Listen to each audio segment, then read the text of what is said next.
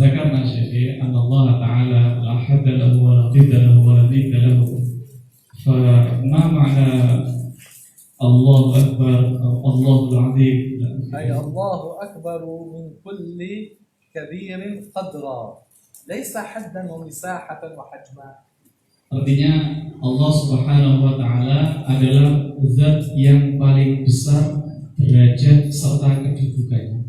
Jadi besar di sini bukan berarti besar ukurannya, bukan. Jadi ketika orang mengucapkan Allahu Akbar, Allah maha besar maha tinggi, besar tinggi bukan berarti fisik ataupun jisim, tetapi di sini adalah kedudukan serta derajat Allah Subhanahu wa Ta'ala yang besar dan tinggi. Berarti kan al-qadru wal hajmu huwa lil makhluq. Berarti kan Karena sekedar kalau paling besar artinya kan ada derajat lainnya yang lebih kecil. Berarti ada misal kan derajat jazid yang besar dan kecil kan. Kalau derajat Allah lebih besar. Yani maknahu ala ma yaqulu syekhi, yani inda iskal syuai yujad man huwa adna min Allah Ta'ala qadran am kayf. Hadha Yani bima annakum qultum anna Allah Ta'ala huwa akbar min kulli kabirin qadran. Nah, Yani hal yujad man huwa adna min Allah Ta'ala qadran. Adna أو أصغر من الله تعالى قدرا يعني. ليس بالحجم، ليس بالحجم. Jadi permasalahan akbar di sini sama sekali tidak menyinggung masalah hajm, bentuk, tidak. Jadi Allahu Akbar di sini adalah sebuah ungkapan meninggikan derajat serta kedudukan Allah Subhanahu wa أليس taala. نقول الله عظم قدر محمد؟ Bukankah ini sekaligus menjawab pertanyaan jenengan? Bukankah Allah Subhanahu wa taala telah mengagungkan, meninggikan derajatnya Nabi Muhammad? نقول ذلك. Ketika Nabi Muhammad derajatnya ditinggikan oleh Allah. هو عنده إشكال ثاني عليه، يعني هل هذا من باب تشبيه واحد عنده قدر ثم الله تعالى عنده قدر؟ هذا اتفاق صغير. باللفظ وليس تشبيها لله بخلقه. نقول هذا الإنسان حي عالم، ونقول بأن الله هو الحي العالم القدير. هذا اتفاق باللفظ وليس تشبيها لله بخلقه. Jadi itu Pak, ketika ada mengucapkan Nabi Muhammad derajatnya tinggi, Allah Subhanahu wa taala juga derajat atau kedudukannya tinggi, itu jelas beda. Tapi memang di situ ada kesamaan, kesesuaian, tapi hanya sekedar pelafatan saja. Tapi kalau kita mendalami maknanya jelas berbeda. Contoh saja, Allah Maha Hidup, Al-Hayy. Manusia juga hidup. Apakah sama hidupnya Allah dengan hidupnya manusia? Kalau kita melihat secara lafaz hidup dan hidup sama, tetapi maknanya berbeda. نقول هذا الإنسان سميع بصير والله هو السميع البصير. هذا اتفاق باللفظ ليس تشبيها لله بخلقه. Kemudian Allah basir, maha melihat. Manusia juga melihat. Ketika kita mengatakan Allah maha melihat, apakah kita menyerupakan Allah dengan makhluknya? Tidak. Karena itu hanya kesamaan lafaz saja. Tapi pemaknaan basarnya Allah dengan penglihatnya manusia jelas berbeda. Tapi tidak masalah kita mengatakan Allah maha melihat, manusia melihat, kesamaan lafaz saja. Jadi yang jenengan tanyakan tidak ada unsur tasbih sama sekali. Jelas? Selamat. Jelas? Alhamdulillah rabbil alamin. Tergantung Syekh kesana mau ditanya. Apa? Taqbaluna Syekh yas'al كما تريدون. أنا أستطيع أن أنهي هذا الكتاب اليوم، أما إن كثرت الأسئلة تدخل لي إن لم ينتهي الكتاب الأمر عندكم. Jadi kata beliau, saya bisa saja menyelesaikan kitab ini dalam sehari. Tapi kalau kalian banyak tanya, ini masuk, ya ini urusan kalian, bukan urusan saya. Tapi beliau senang kalau ada diskusi seperti ini, sangat. الوقت الآن لكم. Jadi waktu ini memang untuk kalian. فإما أن أنهي وإما أن تسألوا. Mau saya khatamkan atau kalian terus bertanya?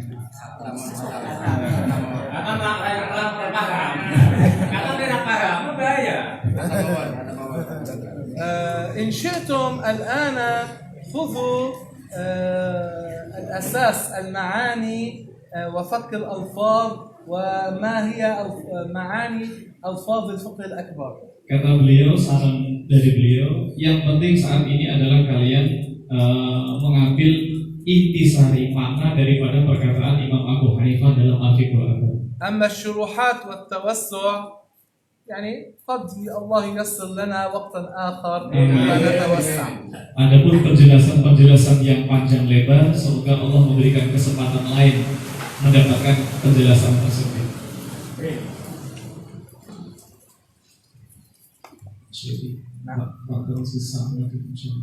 كما تريدون. الأمر عندكم. أنا في سفر لا أستطيع أن أبقى مستمرا أما أنتم لا. طيب Ini sampai jam 11 ya. Jam 11 tanaman. طيب خلق الله تعالى الأشياء لا من شيء. Allah Subhanahu wa taala menciptakan segala sesuatu, bagaimana ini saya terjemahkan, tanpa asal.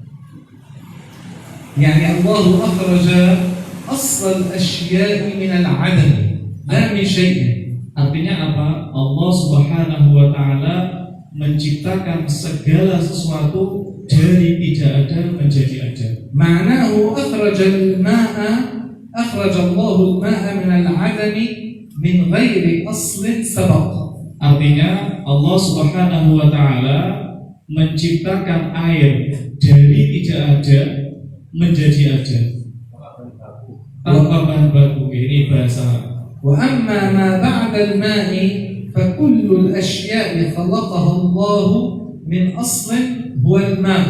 Adapun setelah Allah Subhanahu wa taala menciptakan air, lantas Allah Subhanahu wa taala menciptakan segala sesuatu makhluknya dari bahan baku air. وهذا الكلام لا يتنافى لا يعارض مع أن الماء أصل الأشياء. Dan ini tidak kontradiksi atau saling berlawanan yang menyebutkan bahwasanya air adalah inti atau asal atau bahan baku dari seluruh makhluk. فأول المخلوقات على الإطلاق هو الماء. Sehingga makhluk yang paling pertama kali diciptakan oleh Allah Subhanahu wa taala secara mutlak adalah air. كما في الحديث الذي رواه البخاري وابن الجارود وغيرهما. Sebagaimana yang termaktub di dalam sebuah hadis yang diriwayatkan oleh Imam Bukhari dan Ibnu Jarud dan selain dari keduanya. وليس المراد هذا الماء. Yang dimaksud alma, air, bukan air yang seperti إنما الماء الذي هو تحت العرش. Akan tetapi air yang ada atau bersumber di bawah arsy. هذا الماء من ذاك الماء. Air yang ada saat ini sumbernya dari sana. لكن لما نزل إلى الأرض تغيرت صفته إلى هذه الصفة. Akan tetapi air yang keberadaannya di bawah arsy ketika turun ke muka bumi berubah bentuknya menjadi air yang seperti kita saksikan. فخلق الله ذاك الماء من غير أصل. Dan Allah Subhanahu wa taala menciptakan air tersebut tanpa bahan baku atau asal. وجعل الماء بعد ذلك أصلا لكل شيء. Kemudian menjadikan air sebagai inti atau pokok dari makhluk-makhluk lainnya. وكان الله تعالى عالما في الأزل بالأشياء قبل كونها. Allah Subhanahu wa taala telah memiliki sifat alim pada azali tanpa permulaan, mengetahui segala sesuatu sebelum sesuatu tersebut ada. Allah sudah mengetahuinya. هذا معتقد أهل السنة والجماعة. Dan ini adalah ideologi akidah orang-orang ahli sunnah wal jamaah. وليس بعد خلق الأشياء الله علم بها. Bukan berarti setelah menciptakan makhluk Allah kemudian lantas baru mengetahui makhluk tersebut, bukan.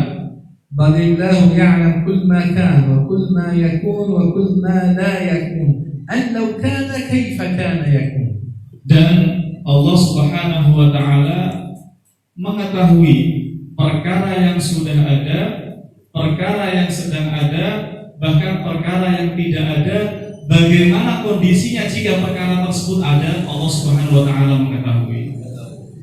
والله هو الذي قدر الأشياء وقضاها. Dan Allah Subhanahu wa taala adalah Zat yang mentakdirkan segala sesuatu. ما معنى قدر الأشياء؟ Apa artinya qaddarul asya? Akan beliau jelaskan. التقدير هو التدبير. At-taqdir yang dimaksud di sini adalah mengatur. أي إيجاد الأشياء على الوجه الذي علم الله وشاء كونها عليه. Artinya apa? Menciptakan atau mewujudkan segala sesuatu dalam bentuk atau dalam kondisi yang sudah diketahui dan dikehendaki oleh Allah Subhanahu wa taala. Itu adalah maksud daripada qaddarul asya atau بمعنى جعل كل شيء على ما هو عليه. Artinya Allah Subhanahu wa taala menjadikan segala sesuatu dengan kondisinya masing-masing, dengan sifatnya masing-masing. وما معنى قضاها؟ Dan apa arti qadaha? أي خلقها. Artinya Allah menciptakan segala sesuatu. الله هو خالق كل شيء. Allah Subhanahu wa taala adalah Zat yang menciptakan segala sesuatu. فقضاهن 7 سماوات خلقهن 7 سماوات. Dalam ayat wa qadahunna sab'a samawat, artinya Allah Subhanahu wa taala menciptakan langit 7 lapis langit. jelas? فكل شيء دخل في الوجود بقضاء الله وقدره. Setiap perkara yang masuk dalam kategori wujud ada, semuanya itu tidak lepas dari qudrah serta qadanya Allah Subhanahu wa taala. ما معنى بقضاء الله؟ أي بخلق الله. Apa yang dimaksud dengan qadanya Allah, yakni dengan ciptaannya Allah Subhanahu wa taala, karena ciptaannya Allah. وقدره أي تدبيره. Al-qadar yang dimaksud dengan al-qadar adalah at-tadbir. تدبير الأشياء على وجه مطابق لعلم الله الأزلي ومشيئته الأزلية فيوجدها في الوقت والمكان والهيئة والصفة التي علم وقدر وشاء أن تكون عليه. yakni mengatur segala sesuatu dengan sifat atau dengan kondisi yang telah diketahui oleh Allah Subhanahu wa taala sejak azali. لذا قال أبو حنيفة وهو أي الله الذي قدر الأشياء وقضاها. Oleh karena itulah Al-Imam Abu Hanifah mengatakan wa huwa alladzi qaddara al-asya'a wa qadaha. ولا يكون في الدنيا ولا في الآخرة شيء إلا بمشيئته. Dan tidak ada sesuatu pun di dunia maupun di akhirat kecuali dengan kehendaknya Allah Subhanahu wa taala. ما معنى بمشيئته؟ Apa yang dimaksud dengan masyiatihi? مشيئة الله yakni kehendaknya Allah Subhanahu wa taala. أي بتخصيص الله. Artinya dengan kehendaknya Allah Subhanahu wa taala. تخصيص تخصيص الأشياء. الله خصصني بهذا الحجم بهذا اللون، خصصك بهذه الصفات، خصص ذاك بالصفات الأخرى. yakni dengan kekhususan yang diberikan oleh Allah Subhanahu wa taala kepada masing-masing makhluk. تخصيص الممكن ببعض ما يجوز عليه بصفة دون أخرى ووقت دون آخر.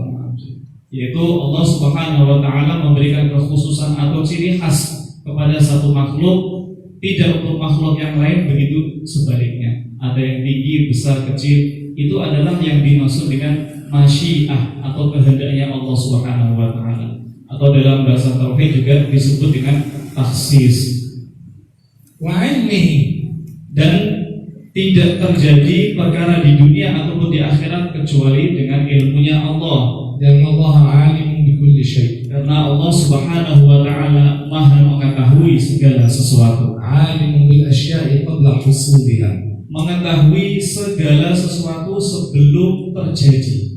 Wa qada'ihi, Dan dengan ciptaannya Allah.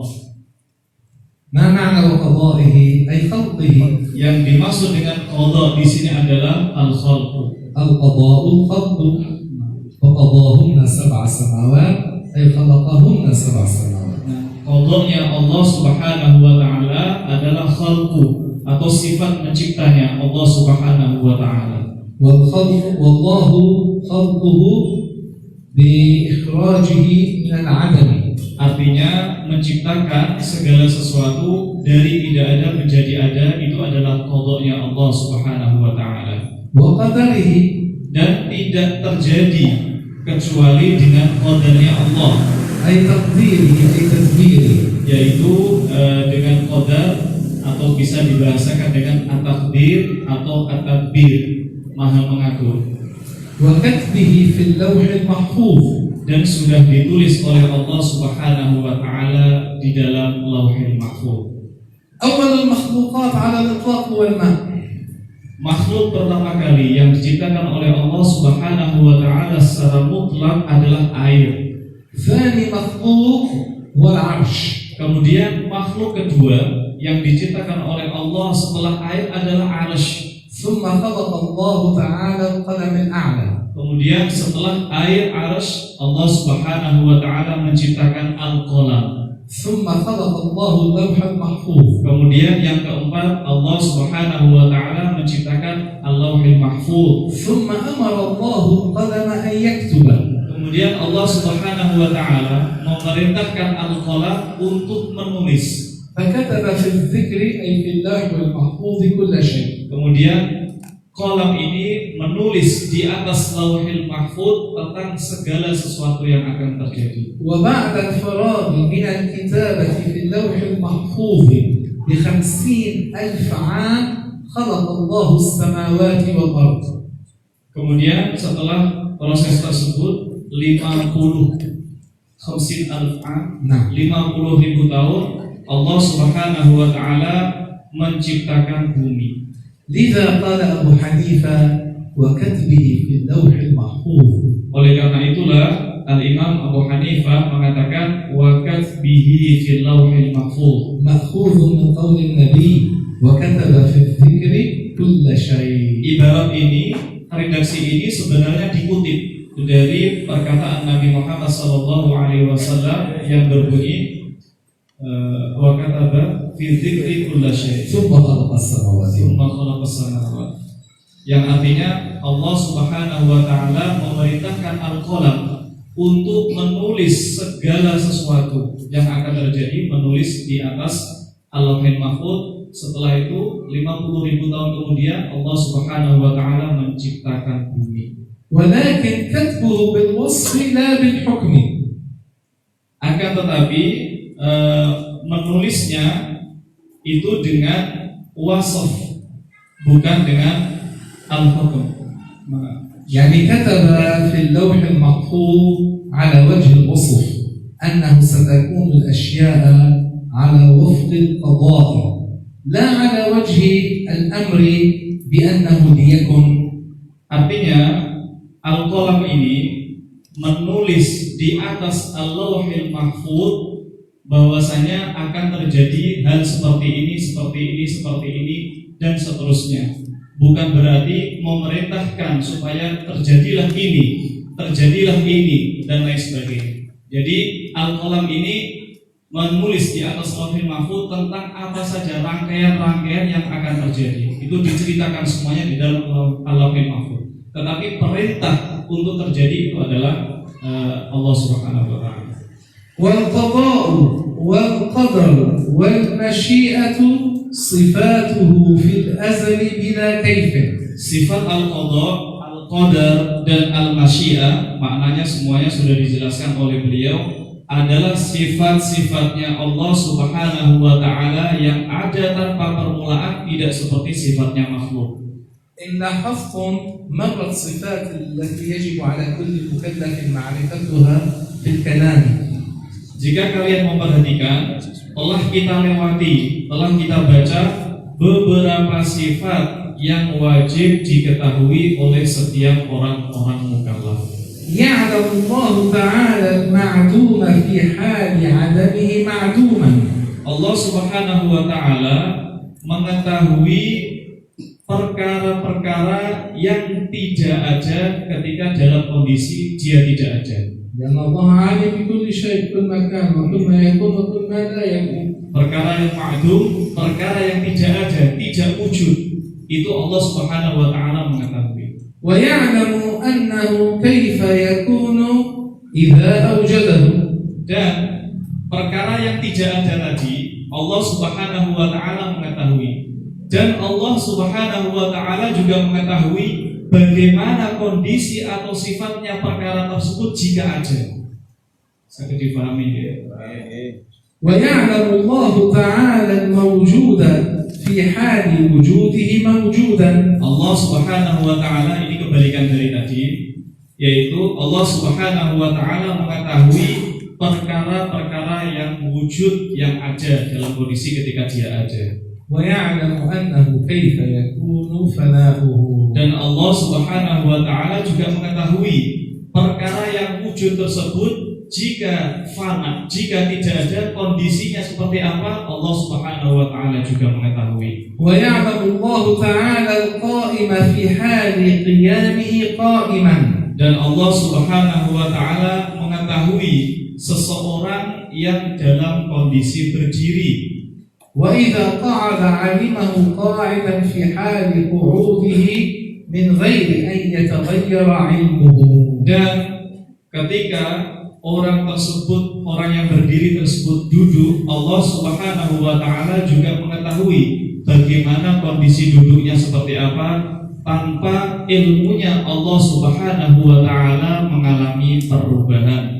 أو يحدث له علم. Sifatnya, sifat ilmunya Allah Subhanahu wa ta'ala bukanlah sifat yang baru, ولكن التغير واختلاف الأحوال يحدث في المخلوقين. akan tetapi perubahan dan berubahnya kondisi satu ke kondisi yang lain itu terjadinya pada diri makhluk, bukan pada ilmunya Allah Subhanahu wa ta'ala. أما الله تعالى فيستحيل عليه التغير والحدوث وظهور الأشياء عليه. Adapun Allah Subhanahu wa ta'ala mustahil baginya, tidak masuk akal baginya perkara-perkara yang baru. لأنه موصوف بصفات الكمال كلها أزلا أبدا. Karena Allah Subhanahu wa ta'ala bersifat dengan sifat-sifat yang mulia, yang sempurna, tanpa permulaan dan tanpa akhiran atau abadi. والله تعالى أحاط بكل شيء علما. واضح؟ خلق الخلق سليما من الكفر والإيمان.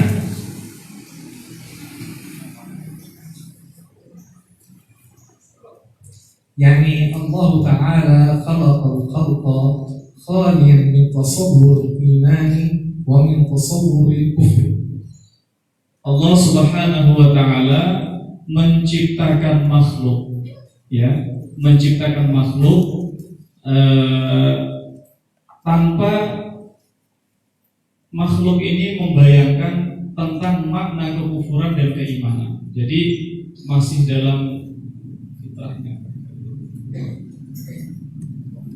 أليس قال الله تعالى والله خلقكم من بطون أمهاتكم لا تعلمون شيئا فخلق الله الخلق من غير أن يتصوروا ما معنى الكفر وما معنى الإيمان. Artinya Allah Subhanahu wa ta'ala menciptakan makhluk tanpa mereka dapat membayangkan atau memaknai apa itu kekufuran dan apa itu keimanan. ثم خاطبهم وأمرهم ونهاهم. Kemudian Allah Subhanahu wa taala menghitobi makhluk-makhluk tersebut dengan cara memerintahkan mereka dan melarangnya. فكفر من كفر بفعله وإنكاره وجحوده الحق. Maka kufurlah orang-orang yang telah berkufur karena perilakunya, ingkarnya dan menentang terhadap Allah Subhanahu wa taala atau kebenaran. بخذلان الله تعالى إياه. Yaitu dengan cara Allah Subhanahu wa taala merendahkan atau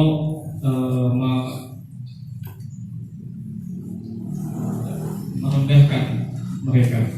وآمن من آمن بفعله وإقراره وتصديقه. Dan berimanlah orang yang beriman dengan perilakunya dan juga pengakuannya dengan taufik atau pertolongannya Allah Subhanahu wa taala kepada orang tersebut. بتوفيق الله تعالى إياه ونصرته له. Dengan pertolongan Allah Subhanahu wa taala kepada orang tersebut.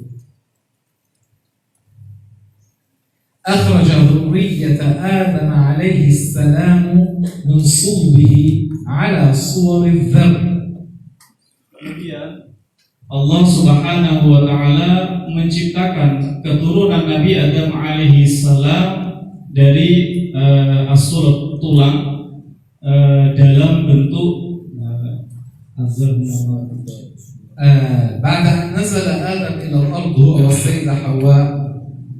Setelah Nabi Adam dan Sayyidah Hawa turun dari surga ke bumi, السيدة حواء نزلت في جدة. Sayyidah Hawa diturunkan di Jeddah. وسيدنا آدم ورد أنه نزل على جبل سرنديب في سيلان. Ada yang menceritakan bahwasanya Nabi Adam turun di suatu gunung di negara Sri Lanka. ثم التقيا في الحجاز. Kemudian keduanya bertemu di Al-Hijaz. ثم وصلا إلى مكان اسمه نعمان الأراك. Kemudian keduanya sampai di suatu tempat yang disebut Nu'manul Arak yang terletak di Hijaz. نعمان الأراك. Nu'manul Arak. فأخرج الله تعالى من ظهر آدم أرواح ذريته. Kemudian di situ Allah Subhanahu wa taala mengeluarkan dari punggungnya Nabi Adam, mengeluarkan arwah-arwah keturunan Nabi Adam. خلق الله تعالى الأرواح في ذاك الوقت، ليس الأجسام الأرواح. Tetapi ya Allah Subhanahu wa taala menciptakan arwahnya keturunan Nabi Adam saat itu, tapi belum diciptakan jisim atau fisiknya. وكانت أحجامهم كأحجام الذر أي النمل الأحمر الصغير. Dan arwah ini, kata beliau, bentuknya saat itu seperti zar, yaitu semut merah yang sangat kecil. وخلق الله لهم العقول.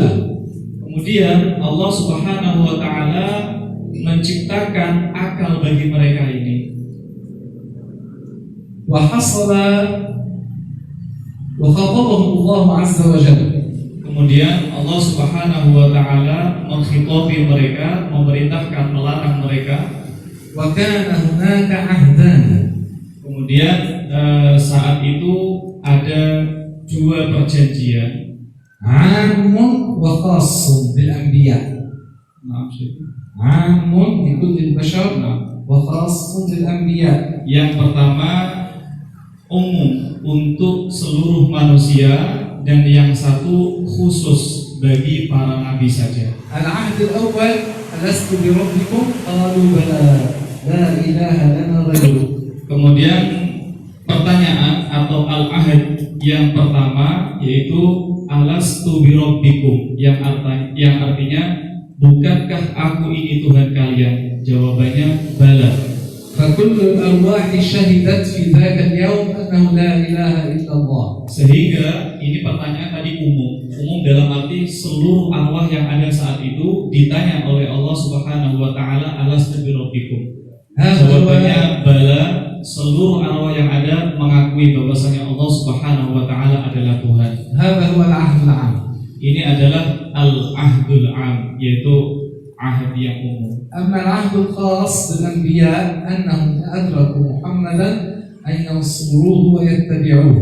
Kemudian ahad ataupun perjanjian yang kedua yaitu dikhususkan bagi para nabi, di mana Allah Subhanahu wa taala mengatakan kepada arwah mereka jika bertemu dengan Nabi Muhammad sallallahu alaihi wasallam mereka harus berdiri menolongnya. فكان كل نبي من الأنبياء حينما يبعث Sehingga semua nabi ketika diutus oleh Allah Subhanahu wa taala يبشر بنبي آخر الزمان محمد mereka صلى الله عليه وسلم. diberikan kabar bahagia dengan akan datangnya nabi akhir zaman yaitu Muhammad sallallahu alaihi wasallam. ويأمر قومه أنهم إن أدركوا محمدا أن يتبعوه وينصروه. Dan Allah Subhanahu wa taala memerintahkan kepada para nabi supaya memerintahkan kepada kaumnya jika menemui Nabi Muhammad sallallahu alaihi wasallam supaya menjadi pengikutnya. وفي ليلة الإسراء والمعراج جمع الله تبارك وتعالى الأنبياء لسيدنا محمد واتبعوه وصلوا خلفه في المسجد الأقصى. Kemudian pada malam Isra wal Mi'raj Allah Subhanahu wa taala mengumpulkan seluruh nabi bersama Nabi Muhammad sallallahu alaihi wasallam dan mereka mengikuti Nabi Muhammad bahkan sholat di belakang Nabi Muhammad. فنفذوا ما أمره الله تبارك وتعالى به.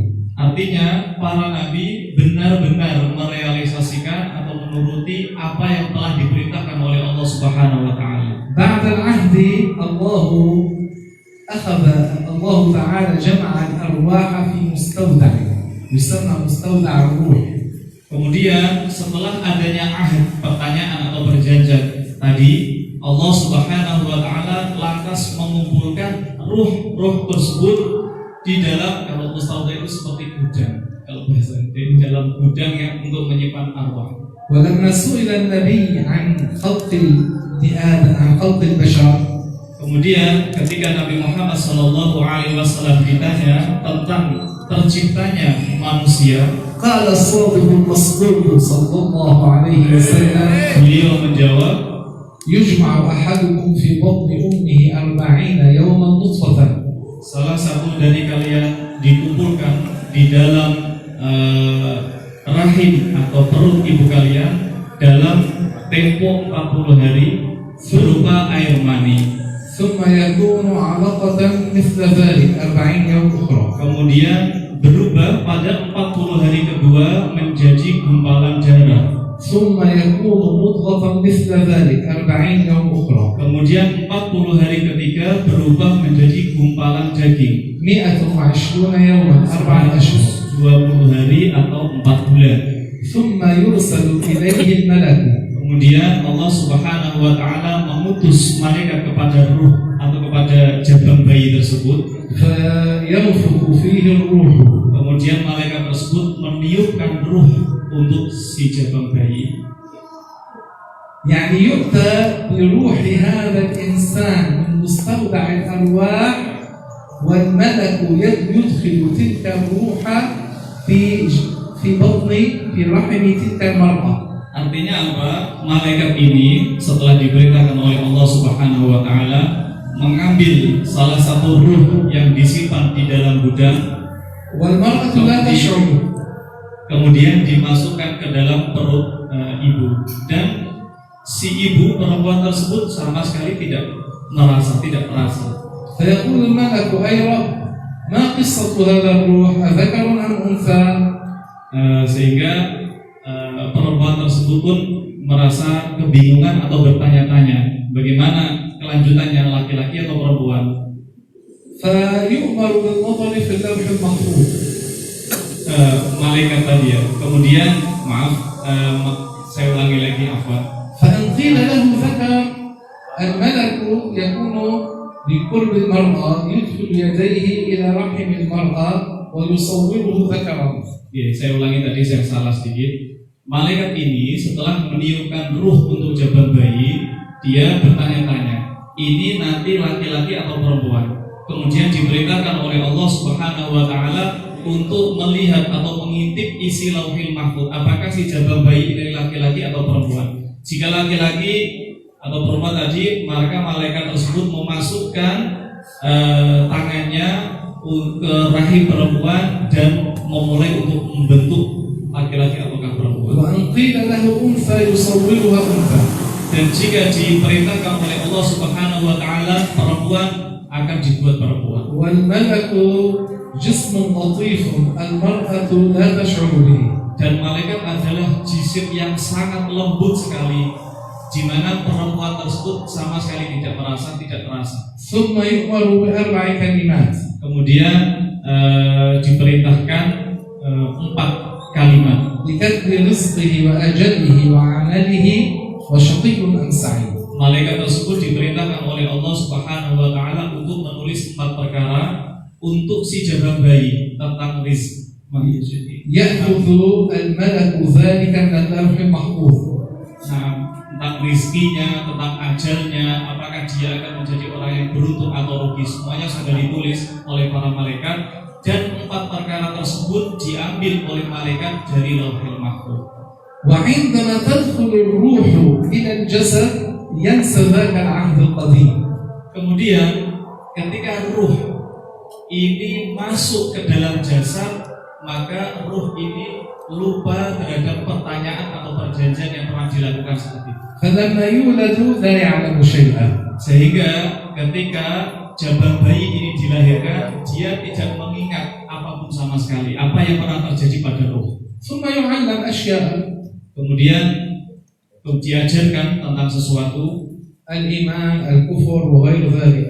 tentang bab keimanan, bab kekufuran dan bab selainnya, ويعيش حياته التي قدرها الله له. sehingga dia pun hidup sesuai apa yang dikehendaki oleh Allah Subhanahu wa Ta'ala. ثم يموت. Kemudian meninggal. فلما تخرج الروح من الجسد Nah, ketika meninggal, ruh ini keluar dari jasadnya. يتذكر ذاك العهد القديم. Dia kembali ingat terhadap ahad perjanjian atau pertanyaan saat itu. الإمام أبو حنيفة ذكر ذلك هنا بعبارات غير العبارات التي وردت في الحديث الشريف. Kemudian Al-Imam Abu Hanifah menyebutkan permasalahan ini dengan sebuah redaksi yang berbeda dengan redaksi yang ada di dalam hadis. قال أخرج ذرية آدم عليه السلام من صلبه على صور الذر.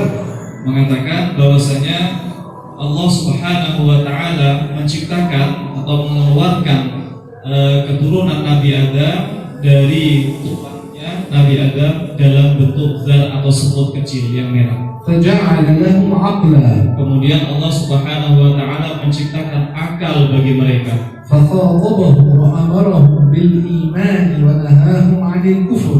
Allah Subhanahu wa Ta'ala menghitopi mereka, memerintahkan iman dan melarang mereka kekufuran. فقال ألست بربكم. Allah Subhanahu wa Ta'ala berkata, alastu birabbikum, yang artinya bukankah aku ini Tuhan kalian? فأقروا له بالربوبية. Kemudian mereka mengiyakan. فكان ذلك منهم إيمانا. Kemudian mereka meyakini, mengiyakan bahwasanya Allah Subhanahu wa Ta'ala adalah Tuhan, dan ini adalah bentuk daripada keimanan dari mereka. فهم يولدون على تلك الفطرة. Dan kemudian mereka dilahirkan pada fitrahnya saat itu. فما هي الفطرة؟ Apa yang dimaksud dengan al-fitrah di sini?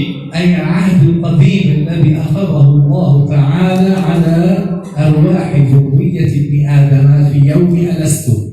Yaitu pertanyaan atau perjanjian yang dilakukan oleh Allah Subhanahu wa Ta'ala dengan ruh-ruh pada hari alastu birabbikum. Itu adalah al-fitrah. هذه الفطرة. ليس الفطرة كما تقول الوهابية أن الإنسان يعتقد من صغره أن الله موجود في السماء. هؤلاء كذبوا والعياذ بالله. Ini berbeda dengan al-fitrah yang dipahami oleh segolongan Wahabiyah yang mengatakan fitrahnya manusia itu meyakini bahwasanya Allah Subhanahu wa taala duduk di atas langit, meyakini sejak dia lahir. Itu fitrahnya manusia. وَمَنْ كَفَرَ بَعْدَ ذَلِكَ فَقَدْ بَدَّلَ وَغَيَّرَ. Dan barang siapa yang kufur setelah perkara tersebut, maka dia telah berpindah atau berubah dari fitrahnya. وَمَنْ آمَنَ وَصَدَّقَ فَقَدْ ثَبَتَ عَلَيْهِ وَدَاوَمَ. Dan barang siapa yang beriman kepada Allah Subhanahu wa taala dan mengakuinya, maka sungguh orang tersebut telah teguh atas fitrahnya.